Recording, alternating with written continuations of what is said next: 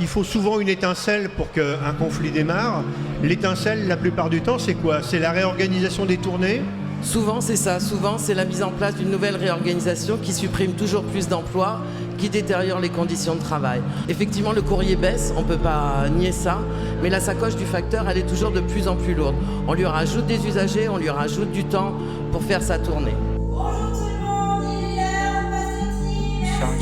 Ne nous remercie pas, on ne fait pas ça pour le plaisir. C'est vraiment qu'on n'a pas le choix. 6h15, envie de mourir. On a toute une tournée à faire et peut-être une pada à préparer. Vas-y, ce tri, c'est un enfer, ne devait-il pas être allégé? Incroyable, j'ai jamais vu ça. Un plan de tri aussi foireux. Tous les matins, j'en chie tellement que ça me laisse des traces de pneus. Donne-moi un nom, dis-moi qui c'est, qui a fait ces plans de tri. C'est pas possible, y a pas de justice, que ce crime reste impuni. Que ce soit un gosse, une femme, un homme ou même que tu me dises c'est personne. Une chose est sûre, elle est pas nette. Doit lui manquer un chromosome. La brigade de tri n'est pas au tri, c'est pourtant comme ça qu'on les appelle. Et la 408 toujours pas là à 8h et son réveil. Salut chef, comment tu vas s'il te plaît, dis-moi que j'ai pas de pad. Ou pour finir la tournée je vais devoir rouler comme palmade. Oh mon dieu, j'en ai une paire de temps, je vais partir tard. Y a tellement peu d'effectifs que même les RH en préparent.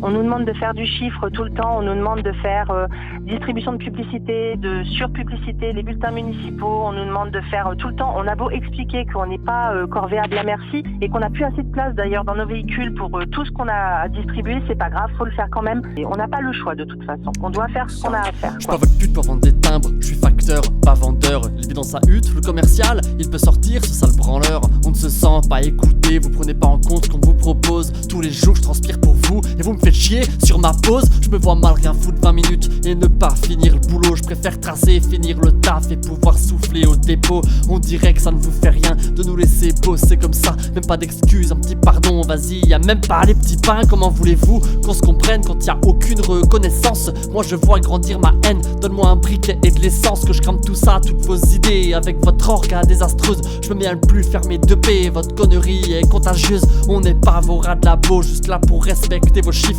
Vos calculs ne sont pas bons comme la paye qui me sert à vivre. Les réorgs s'additionnent, mais celle-ci est la pire de toutes. Désolé chef, je démissionne, j'ai pas envie de faire un burn-out. Et c'est ça qui se passe depuis 15 ans, c'est que dans tous les deux ans, sur les centres de distribution du courrier, la Poste va réduire les effectifs, va réduire le nombre de tournées et va donc allonger les tournées restantes puisqu'on continue de se rendre théoriquement à toutes les boîtes aux lettres.